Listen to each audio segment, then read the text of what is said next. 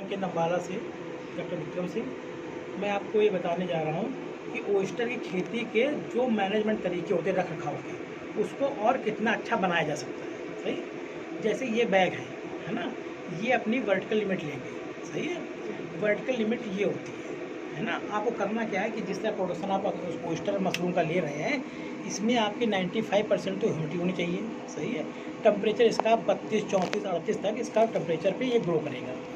जिस समय पैकिंग के बाद, पैकिंग बड़ी सिंपल होती है, 3 से 4 mm का आप भूसा लेते, तोड़ी लेते हैं, इसको भिगो दिया जाता है 1 रात के लिए पानी में। उस पानी में अंदर क्या करेंगे आप, फार्मलिन और बेबिस्टिन, फार्मलिन 100 ग्राम 100 ml और आपने बेबिस्टिन 10 ग्राम बेबिस्टिन से घोल में 1 रात डिप कर देते हैं। सारा भूसा निकाल के किसी ढाल वाली जगह पे रख दिया जाता है। पानी निथरने के बाद में ओयस्टर का स्पॉन जो मिलता है, बीज गेहूँ के ऊपर बना हुआ, उसको 250 ग्राम पर कुंटल के अनुसार से लेके या 750 तक लेके पर कुंटल मिला लिया जाता है। मिलाने के बाद में आपके पास ये पॉलिथीन बैग सीट आती है, बाजार में मिलती है, इसलिए आपको 1-1.5 रुपये की मिल जाती है, बड़ी वाली है ना। उसमें आपको ये भरना है। तरीका क्या है, या तो आप पूरे ढेर में पानी भरने के बाद एक साथ बीज मिला लें, पहला तरीका।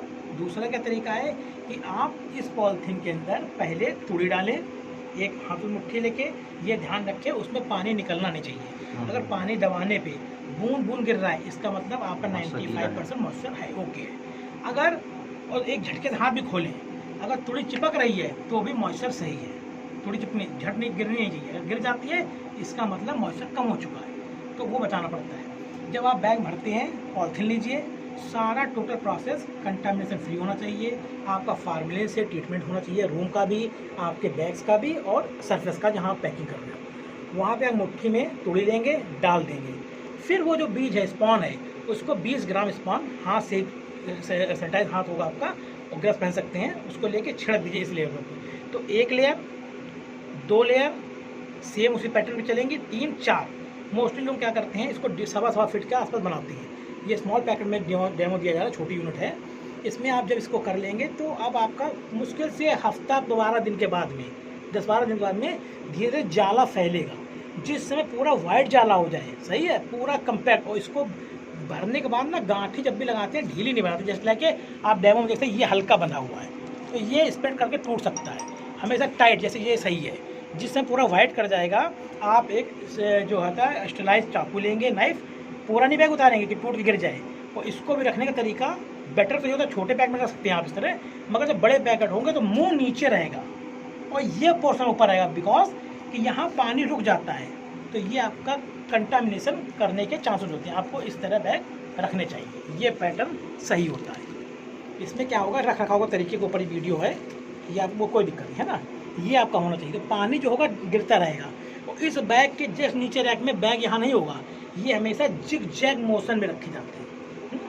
आपका यहाँ पे पानी स्टॉप नहीं करेगा तो कंटामिनेशन नहीं होगी। यहाँ पानी स्टॉप कर सकता है, जहाँ पर भी इन्फेक्शन आ सकता है। जब ये पूरा वाइट हो जाएगा 10-12 दिन के बाद, आप सैनिटाइज को चाकू लेंगे और इस पर चीरे मारेंगे, 1, 2, 3, 4, 5, 12, 15 तक आप मार लेंगे, तो इससे स्प्राउटिंग आपकी तेज होगी बशर्ते होल करने की।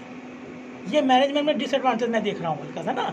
तो जब आप चीरे लंबे लगाएंगे तो स्प्राउटिंग तेज होगी और आपका प्रोडक्शन ज़्यादा मिल जाएगा आपको विदिन मंथ में। दूसरी चीज़, इसके बाद बहुत लोगों को देखा गया है कि लोग पॉलिथीन फाड़ के हटा देते हैं। ऐसा कभी ना करें, क्योंकि हमको वर्टिकल लेना पड़ता है। हमारा एरिया प्रोडक्शन ये है ऊंचाई में, ना कि उसमें, तो हमें ऊपर तो मतलब ही नहीं है। कभी जो ओयस्टर है वो ऊपर आएगा ही नहीं, साइड में निकलेगा। सही है, तो आप इस ढंग से इसको कर सकते हैं। आपकी तुड़ाई का तरीका सुन लीजिए क्या है। सपोज अगर ये लगा हुआ है, कभी भी किसी भी समय ओयस्टर के केस में, मैडम आप जो किसी भी ओयस्टर के केस में इसको खींचते नहीं हैं, चाहे वो बैग बंद हो चाहे बैग आपका ना बंद हो। आपको क्या करना है, हाथ सैनिटाइज होना चाहिए। ना हो तो आप क्या कर सकते हैं, एक कपड़ा लेते हैं, रुमाल, उसको सैनिटाइज कर लेते हैं, हाथ को साफ करते रहते हैं बीच में। उसको यूँ पकड़ना है, इस जगह से यूँ तोड़ना है, यानी कि क्लॉकवाइज। आप एंटी क्लॉक भी तोड़ सकते हो। ट्विस्ट किया, ये यहाँ से टूट गया, ये आपके हाथ में आ गया। सही है, उखाड़ना नहीं, इससे हट जाएगा। मैनेजमेंट का दूसरा रखरखाव तरीका, जिस समय हम इससे तीसरी तोड़ाई ले लेते हैं, यहाँ होल बन जाते हैं, तब हमारा क्लाइमेट जो होता है, टेम्परेचर वो डाउनफॉल में चल रहा होता है, उस समय यहाँ कंटामिनेशन होता है। तो क्या करते हैं, बेबिस्टिन से मात्र 1 ग्राम बेबिस्टिन को 5 लीटर पानी में घोल के इसका स्प्रे किया जाता है। साथ में 2 ग्राम ब्लीचिंग पाउडर का भी घोल डाल देते हैं, जिसके ऊपर बैक्टीरियल ग्रोथ ना आए, अच्छा ना आए। तो आपको वहाँ इन केस अगर आपको ऑर्गेनिक सिस्टम पे सारा काम करना है, पोस्टर वाले केस में, ना कि बटन में, तो आप क्या कर सकते हैं कि पूरा ट्रीटमेंट करते चले आइए। आपको सिर्फ सोडियम का इस्तेमाल करना है, नमक का, और यहाँ पे अगर के कीड़े लग रहे हैं या कुछ इस तरह का आपको लग रहा है, मोल्ड आ रहा है, तो आपको ब्लीचिंग पाउडर ले लेना है। ब्लीचिंग पाउडर का अपना ख़त्म मामला हो जाता है, तो वो केमिकल में नहीं आता।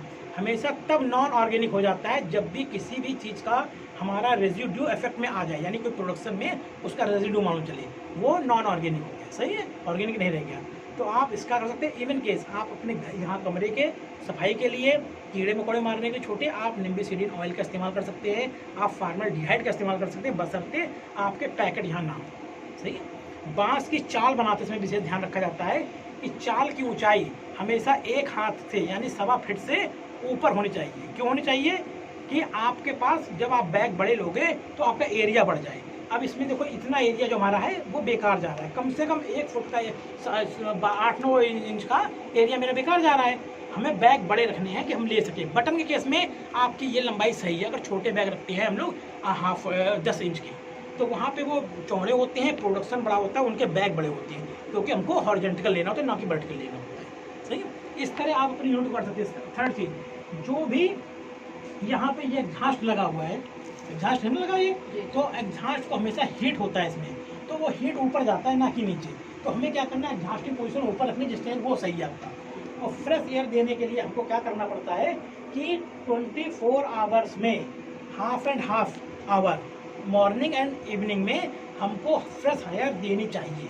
जिससे क्या होता है, CO2 कार्बन डाइऑक्साइड का लेवल कम हो जाता है, ऑक्सीजन सप्लाई होती है, तो स्प्राउटिंग में ये ज़्यादा स्प्राउट करते निकलते हैं, सही है। इस प्रोडक्शन को भी अगर मैं देखूँ, इस यूनिट को देखूँ, तो इस यूनिट में अगर रख रखाव की मैं बात करूँ तो इसमें प्रोडक्शन 6, 7, 8 गुने से भी ज़्यादा लिया जा सकता है, अगर ये पूरे स्टैक काट दिए जाएँ तो साइड में बिना पॉलिथीन हटाए हुए, है ना। अब आप मैडम कोई क्वेश्चन पूछो, और आपको